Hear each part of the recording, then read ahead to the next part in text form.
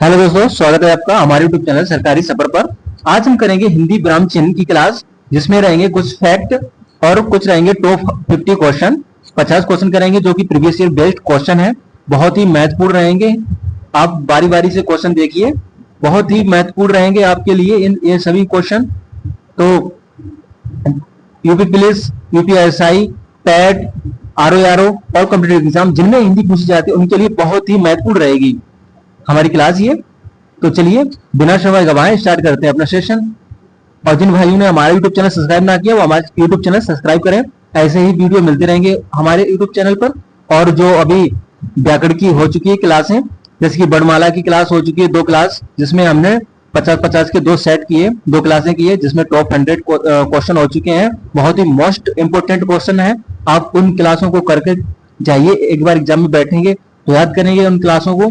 और कोई भी उसमें छूटा नहीं है। 100 क्वेश्चन बहुत हो जाते हैं वर्णमाला के लिए, उसमें से कुछ नहीं छूटेगा। आप एक बार हमारी क्लास अवश्य करके जाएं। तो चलिए बिना समय गवाए स्टार्ट करते हैं अपना सेशन। पहुंचते हैं पहले प्रश्न पे। पहला फैक्ट क्या कहता है, देखिए। ब्राह्म चिन्ह, ब्राह्म चिन्ह,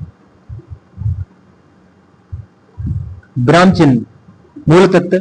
ब्राह्म का शाब्दिक अर्थ होता है, ब्राह्म का शाब्दिक अर्थ होता है ठहराव या रुकना, ठहराव या रुकना। पढ़ने लिखने के दौरान ठहरने के लिए जिन चिन्हों का प्रयोग किया जाता है उन्हें ब्राह्म चिन्ह कहते हैं। ठीक। पंडित कामता प्रसाद गुरु के अनुसार शब्दों और वाक्यों का परस्पर संबंध बताने का विषय को अलग अलग भागों में बांटने तथा पढ़ते समय ठहरने के लिए जिन चिन्हों का प्रयोग किया जाता है उन्हें ब्राह्म चिन्ह कहते हैं। पंडित कामता प्रसाद गुरु के अनुसार ब्राह्म चिन्हों की संख्या लगभग कितनी है? 20 है, लगभग 20 है। हिंदी के ब्राह्म चिन्हों पर अंग्रेजी भाषा का प्रभाव माना जाता है। कहां से? अंग्रेजी भाषा से। ब्राह्म चिन्ह का गलत प्रयोग अर्थ का अनर्थ बदल सकता है। जैसे कि ब्राह्म चिन्ह का गलत प्रयोग अर्थ का अनर्थ बदल सकता है। जैसे कि कुछ महत्वपूर्ण उदाहरण है। रोको मत जाने दो, रोको मत जाने दो, रोकने का अर्थ हो रहा है। और इसमें क्या हो रहा है? रोको मत जाने दो, इसमें जाने देने का अर्थ हो रहा है। इसमें रोकने का अर्थ आ रहा था। रोको मत जाने दो, रोको उसे रोक लो, मत जाने दो, तो इसमें रोकने का है। और दूसरे वाले में क्या हो रहा है? रोको मत जाने दो, तो इसमें क्या है? रोकना नहीं है, उसे जाने देना है। जाहिर है कि जाने देना है। अर्थ का अनर्थ हो सकता है। कोई भी कोमा है वगैरह है, ब्राह्म चिन्ह लगा करके उनका अर्थ चेंज हो सकता है। तो ये रहे कुछ ब्राह्म चिन्ह। एक बार देखते हैं। इसे अल्पविराम कहते हैं, जिसे थोड़ी देर के लिए रुकना होता है। इसे अर्धविराम कहते हैं। अल्प अधिक, पूर्ण विराम कम ठहराव, मतलब जो पूर्ण विराम से होता है उससे कम ठहराव के लिए इसका प्रयोग करते हैं। इसको कहते हैं उपविराम। कथन व्यक्ति या वस्तु का अलग दिखाने के लिए किया जाता है। और जो पूर्ण विराम होता है उसे समय वाक्य की समाप्ति के समय लगाया जाता है। प्रश्नवाचक बाद, जब प्रश्न कोई पूछते हैं आप क्या करते हैं, आप कहाँ रहते हैं, ऐसे प्रश्नवाचक के लिए। विस्मयोदय बात चिन्ह हो जाएगा हर्ष, विषाद, आश्चर्य के लिए। और ये वाला चिन्ह हो जाएगा निर्देशक चिन्ह। जैसे ऐसे देश लगा देते हैं उसे निर्देशक चिन्ह कहते हैं। और ये कोष्टक चिन्ह होते हैं अर्थ स्पष्ट करने के लिए। कोई भी मतलब वाक्य में हमें किसी भी चीज का अर्थ बताना है, स्पष्ट करना है, उसे कोष्टक में लिखते हैं। ये हंसपद चिन्ह होता है, ब्राह्म चिन्ह होता है। इसे क्या कहते हैं? जिसे त्रुटि हो जाती है कोई बात लिखते समय, उसमें प्रयोग करते हैं। ये विवरण चिन्ह है, विवरण सूचना। जैसे कोई भी किसी भी चीज का विवरण करना हो, उसका सूचना को व्यक्त करना हो, उस तब लगाते हैं। ये लाघव चिन्ह है। ये जब लगता है जैसे कि कोई इंग्लिश का शब्द हो गया, जैसे शॉर्ट फॉर्म में लिखते हैं, उसे तब लगाते हैं। दोहरण चिन्ह का हो जाता है जैसे कि कोई भी महत्वपूर्ण कथन हो उसे लिखने के लिए। और ये सेमीकोलन बोलते हैं इंग्लिश में। ये वाला चिन्ह एका हर उद्धरण, शब्द अक्षर का विशेष बल देने के लिए। और इसको योजक चिन्ह बताते हैं, शब्द के जोड़ने के लिए योजक चिन्ह को लगाते हैं, शब्द को जोड़ने के। जैसे कि खाना वाना हो गया, माता पिता हो गया, पाप पुण्य हो गया, इन ऐसे चीजों में लगाते हैं।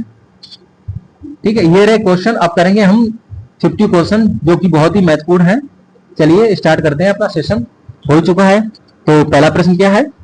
श्री कामता प्रसाद गुरु ने ब्राह्म चिन्हों की कुल संख्या कितनी मानी है? 10 मानी है, 15 है, या 20 है, या 25 है? तो कितनी मानी है कामता प्रसाद गुरु जी ने? 20 मानिए, कितने विराम चिन्ह 20 होते हैं, लगभग 20 चिन्ह माने हैं। सी वाला राइट आंसर हो जाएगा। अगला प्रश्न, इनमें से कौन सा विराम चिन्ह अंग्रेजी भाषा से नहीं लिया गया है? अल्प विराम, प्रश्नवाचक चिन्ह, पूर्ण विराम, अर्ध विराम। तो अंग्रेजी भाषा से कौन सा चिन्ह नहीं लिया गया? वो हो जाता है पूर्ण विराम। क्या हो जाता है? पूर्ण विराम। Right answer is C. अगला प्रश्न, प्रश्न नंबर 3, अपूर्ण विराम का दूसरा नाम क्या होता है? जो अपूर्ण विराम ऐसे लगाते हैं उसका दूसरा नाम क्या हो जाता है? उसका दूसरा नाम हो जाता है, क्या हो जाता है? उप विराम। क्या हो जाता है? उप विराम चिन्ह, उप विराम। Right answer is B. अगला प्रश्न, प्रश्न नंबर 4, लिखते समय यदि कोई अंश छूट जाए तो उससे दर्शाने के लिए किस चिन्ह का प्रयोग किया जाता है? जैसे कोई वाक्य लिखते हैं तो लिखते समय कोई भी चिन्ह कोई भी चीज छूट जाती है तो उस समय हम किस चिन्ह का करते हैं प्रयोग? हंस पद का, त्रुटि बोधक का। किसका? हंस पद का। इस प्रकार से लगाते हैं। ठीक है। अगला प्रश्न, प्रश्न नंबर 5, किसी बड़े शब्द को संक्षेप में लिखने के लिए इस्तेमाल होने वाले लाघव चिन्ह को क्या क्या कहा जाता है? इस चिन्ह को क्या कहा जाता है? लाघव चिन्ह कहा जाता है, न्यून विराम कहा जाता है, विवरण चिन्ह कहा जाता है, समाप्ति सूचक कहा जाता है। तो इस चिन्ह को क्या कहा जाता है? लाघव चिन्ह। क्या कहा जाता है? लाघव चिन्ह। Right answer is a.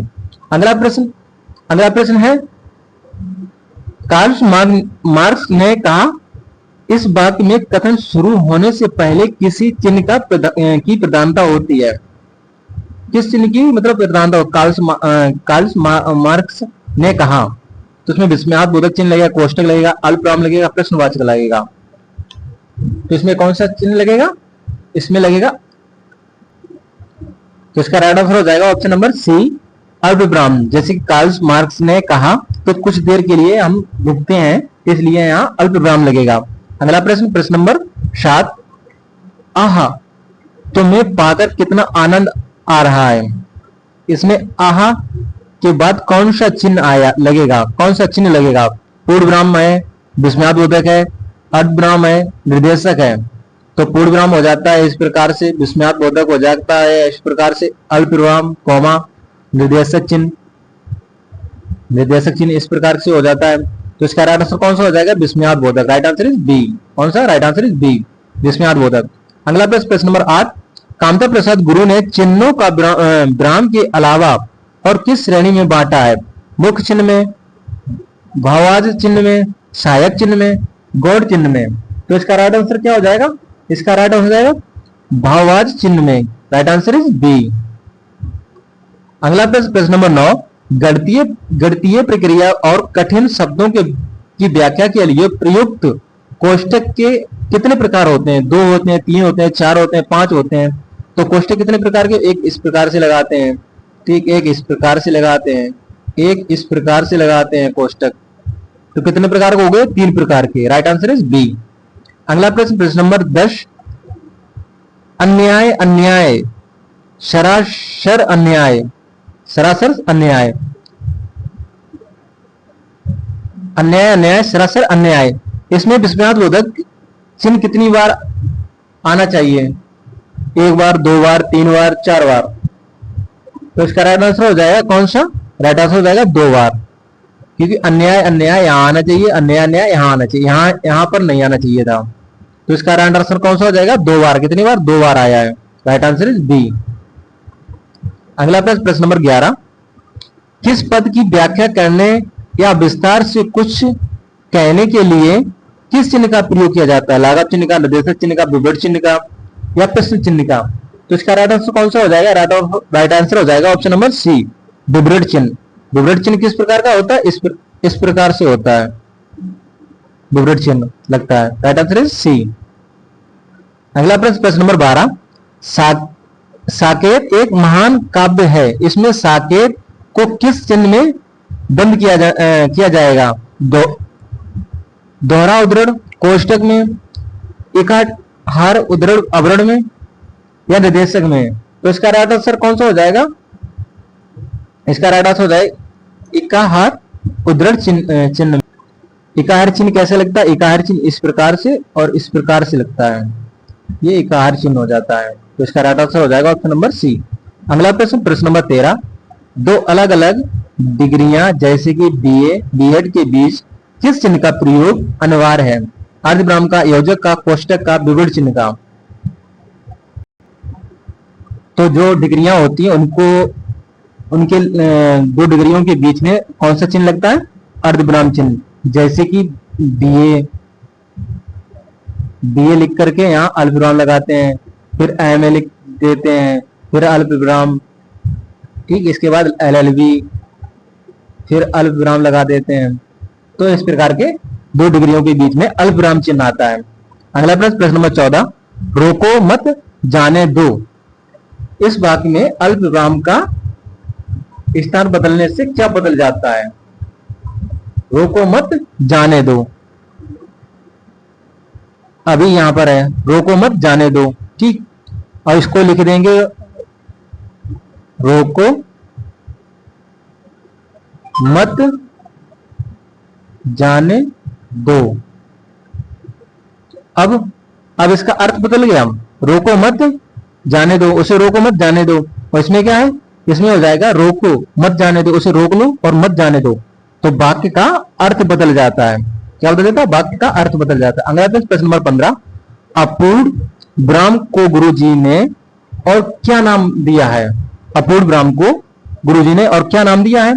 महान विराम, न्यून विराम, दीर्घ विराम या लघु विराम? तो इसे दिया है न्यून विराम। Right answer is B. Right answer कौन सा हो जाएगा? बी।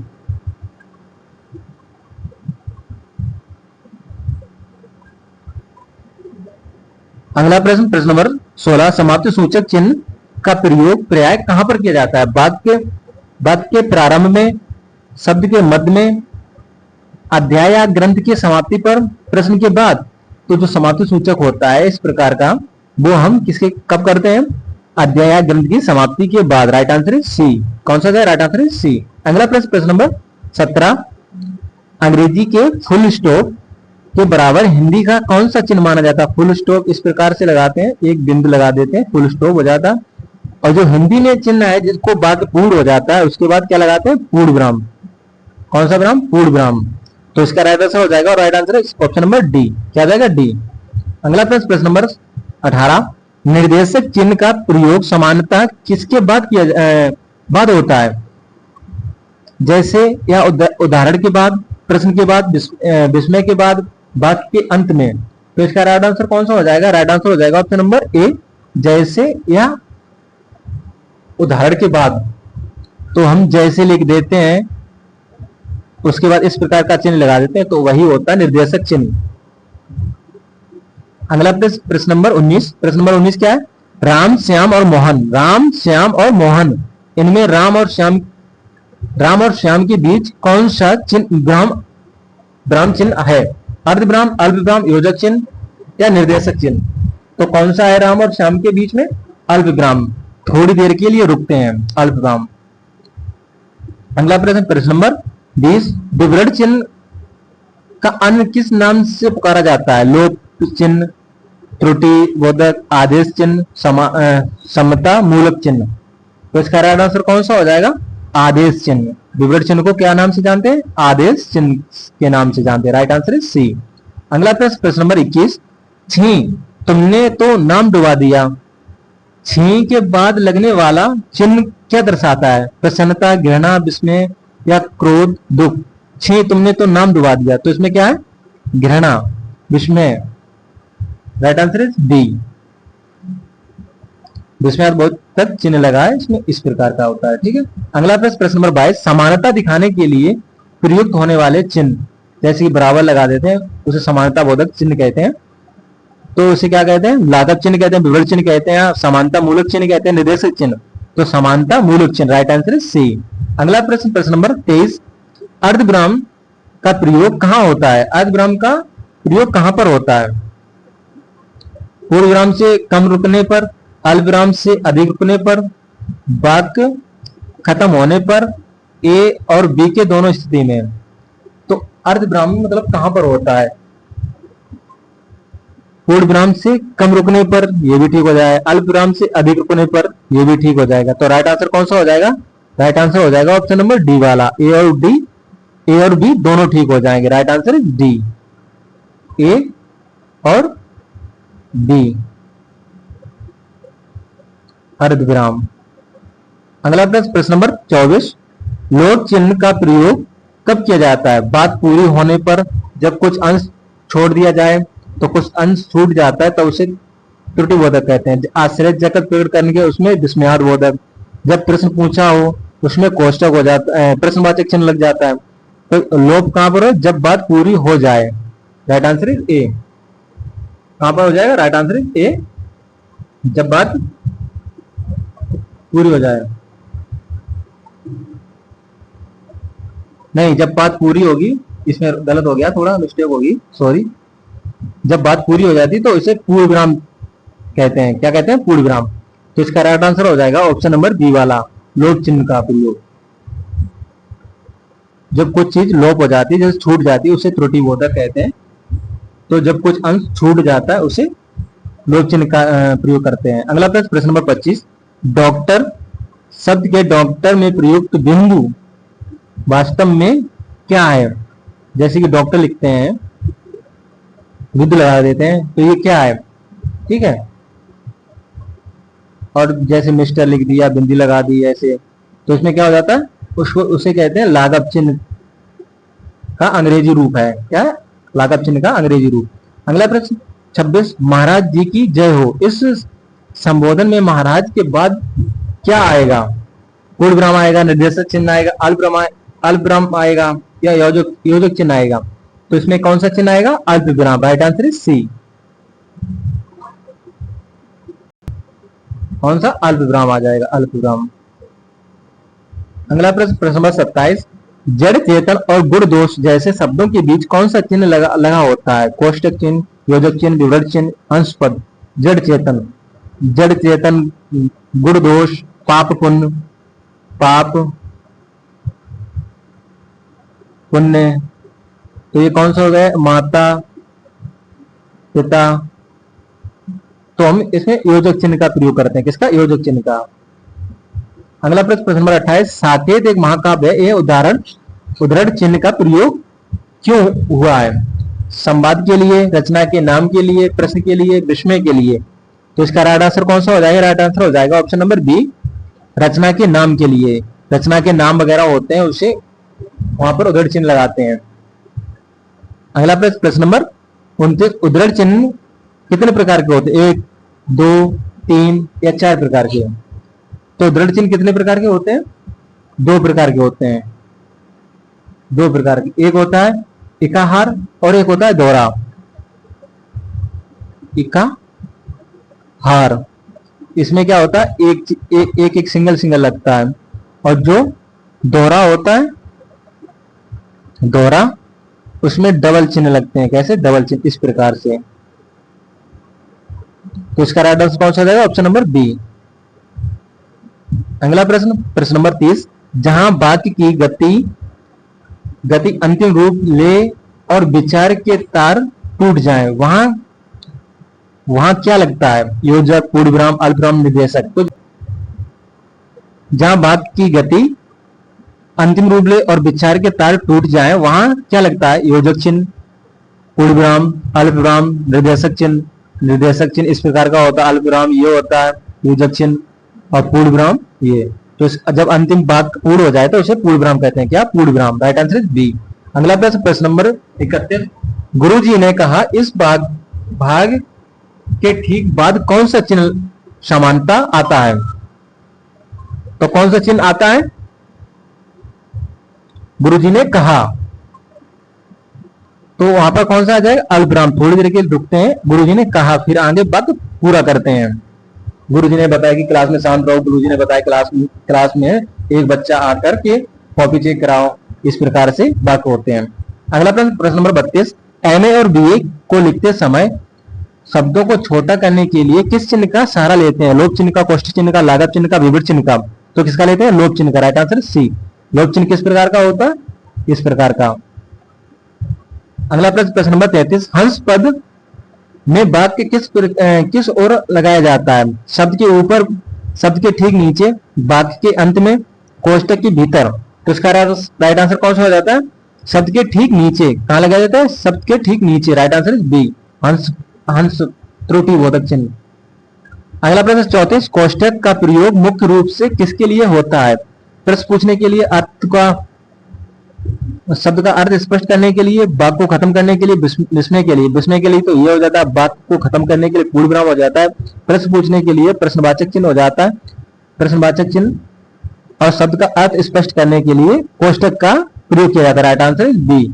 अगला प्रश्न, प्रश्न नंबर 35, अपूर्ण विराम का प्रयोग इसमें किसमें अधिक देखा जाता है? कहानी में, शीर्षकों या संवाद में, गणित में, केवल कविता में? तो इसका राइट आंसर कौन सा हो जाएगा? राइट आंसर हो जाएगा ऑप्शन नंबर बी, शीर्षकों या संवादों में देखा जाता है। किसका? अपूर्ण विराम का चिन्ह। अगला प्रश्न, प्रश्न नंबर 36, पूर्ण विराम का प्रयोग वाक्य में कहां किया जाता है? प्रारंभ में, मध्य में, अंत में, कहीं भी नहीं। तो पूर्ण विराम का कहां किया जाता है प्रयोग? अंत में, वाक्य जब खत्म हो जाता है। अगला प्रश्न 37, अच्छा अब मैं चलता हूं, यहां अच्छा के बाद अल्प विराम क्यों लगता है? यहां पर टाइपिंग मिस्टेक हो चुकी है, यहां पर ठीक कर लेते हैं। ये वाला चिन्ह, यहां पर चिन्ह क्या हो जाएगा? विस्मयबोधक नहीं चिन्ह होकर के अल्प वाला चिन्ह हो जाएगा, कॉमा हो जाएगा। ठीक है, तो प्रश्न पूछने के लिए, थोड़ा रुकने के लिए, विस्मय के लिए, गलती सुधारने के लिए। अच्छा अब मैं चलता हूं, तो थोड़ा रुकने के लिए अल्प विराम का प्रयोग किया जाता है, थोड़ा रुकने के लिए। राइट आंसर बी हो जाएगा। राइट आंसर कौन सा हो जाएगा? बी हो जाएगा। ठीक, कौन सा चिन्ह लगेगा? अल्प विराम, अल्प विराम। अगला प्रश्न, प्रश्न नंबर 38, योजक चिन्ह की तुलना में निर्देशक चिन्ह कैसा होता है? छोटा होता है, गोल होता है, बड़ा होता है या टेढ़ा होता है? तो निर्देशक चिन्ह बड़ा होता है और योजक चिन्ह छोटा होता है। तो इसका राइट आंसर हो जाएगा ऑप्शन नंबर सी, बड़ा होता है। अगला प्रश्न, प्रश्न नंबर 39, माता, दया, करुणा, इन शब्दों को अलग करने के लिए किस चिन्ह का प्रयोग किया? पूर्ण विराम का, अर्ध विराम का, अल्प विराम का, उप विराम का? तो किसका प्रयोग किया है? अल्प विराम का। Right answer C. अगला प्रश्न, प्रश्न नंबर 40, कोष्ठक का मझला प्रकार अधिकतर कहां प्रयोग किया जाता है? हिंदी कविता में, गणित में, समाचार में, नाटक में? तो इसका राइट आंसर कौन सा हो जाएगा? राइट आंसर हो जाएगा ऑप्शन नंबर बी, गणित में। कहां किया जाता है प्रयोग? गणित में। अगला प्रश्न, प्रश्न नंबर 41, त्रुटिबोधक किस चिन्ह का पर्यायवाची है? लाघव चिन्ह का, विभेद चिन्ह का, हंस पद का, योजक चिन्ह का? तो त्रुटिबोधक चिन्ह किसका है? हंस पद का। Right answer C. अगला प्रश्न, प्रश्न नंबर 42, कामता प्रसाद गुरु के अनुसार पूर्ण विराम किस भाषा की देन नहीं है? संस्कृत की, अंग्रेजी की, उर्दू की, हिंदी की? तो किसकी देन नहीं है? अंग्रेजी की। Right answer is B. Angrezi में जब पूर्ण विराम वाक्य खत्म हो जाता है तो वहां पर पॉइंट लगाते हैं। ठीक है, अगला प्रश्न, प्रश्न नंबर 43, विवरण चिन्ह का सही प्रतीक कौन सा है? विवरण चिन्ह किस प्रकार से लगाया जाता है? तो विवरण चिन्ह जब किसी वाक्य को, मतलब किसी बारे में लिखा जाता है, उसे इस प्रकार से लगाया, जैसे महाकाव्य होता है, कहानी होगा, उसमें कुछ मतलब लिखा जाता है, इस प्रकार से लगता है। Right answer is C. अगला प्रश्न, प्रश्न नंबर 44, अरे तुम आ गए, यहाँ अरे के बाद वाला चिन्ह क्या है? प्रश्नवाचक चिन्ह है, विस्मयबोधक, अर्धविराम, निर्देशक चिन्ह? अरे तुम आ गए, तो इसमें विस्मयबोधक चिन्ह लगा है। अगला प्रश्न, प्रश्न नंबर 45, किसी के कथन को ज्यों का त्यों लिखने के लिए कौन सा चिन्ह का प्रयोग होता है? लाघव चिन्ह का, उद्धृत चिन्ह का, समाप्ति सूचक का, कोष्ठक का? तो कोष्ठक तो इस प्रकार से होता है, समाप्ति इस प्रकार से लगाते हैं, और लाघव चिन्ह किसी को छोटा लिखने के लिए, तो ज्यों का त्यों लिखने के लिए उद्धृत चिन्ह लगाते हैं, उद्धृत चिन्ह। अगला प्रश्न, प्रश्न नंबर 46, उप विराम के बारे में कौन सा तत्व सही है? आपको बताना है उप विराम के बारे में कौन सा तत्व सही है। यह पूर्ण विराम से बड़ा होता है, इसे न्यून विराम भी कहते हैं, यह योजक जैसा होता है, यह केवल अंत में होता है। तो इसका राइट आंसर हो जाएगा ऑप्शन नंबर बी, इसे न्यून विराम भी कहते हैं। अगला प्रश्न, बीए बीएड, इस उदाहरण में अर्ध विराम का प्रयोग क्यों दर्शाया जाता है? गलती के लिए, दो डिग्रियों के बीच अलगाव के लिए, विस्मय के लिए, प्रश्न के लिए? तो दो डिग्रियों के बीच के अलगाव के लिए। Right answer is B. अगला प्रश्न, प्रश्न नंबर 48, समाप्ति सूचक का एक और रूप के अलावा क्या कहते हैं? तो इसका राइट आंसर हो जाएगा ऑप्शन नंबर बी, समाप्ति सूचक चिन्ह, है ना। अगला प्रश्न, 49 अल्प विराम का प्रयोग सबसे अधिक कहां किया जाता है? वाक्य के अंत में, वाक्य के मध्य में, जहां कम रुकना हो, प्रश्न के प्रारंभ में, कठिन शब्दों के लिए। तो इसका राइट आंसर हो जाएगा ऑप्शन नंबर बी, वाक्य के मध्य में जहां कम रुकना हो वहां अल्प विराम का प्रयोग किया जाता है। Right answer is B. अगला प्रश्न, प्रश्न नंबर 50, कोष्टक के कितने प्रकार होते हैं? कोष्टक के 3 प्रकार होते हैं। छोटा कोष्टक, ये वाला कोष्टक होता है, एक ये होता है, ठीक है। ये तीन प्रकार के होते हैं। तो ये थे 50 क्वेश्चन, बहुत ही महत्वपूर्ण थे, प्रीवियस ईयर बेस्ड थे, हर एग्जाम में आए हुए हैं, जिनमें हिंदी पूछी जाती है उनके लिए बहुत ही महत्वपूर्ण रहेंगे। तो हम बहुत ही कम समय में 50 क्वेश्चन कर लेते हैं। आपको सेशन अच्छा लगे तो लाइक करें, कमेंट करें, शेयर करें और चैनल को सब्सक्राइब करें, बेल आइकन को प्रेस करें, जिससे हर एक वीडियो का नोटिफिकेशन आपको जल्द से जल्द मिल सके। और आशा करते हैं आपको सेशन अच्छा लगा हो। थैंक यू, जय हिंद, जय भारत। मिलते हैं अगले सेशन पे।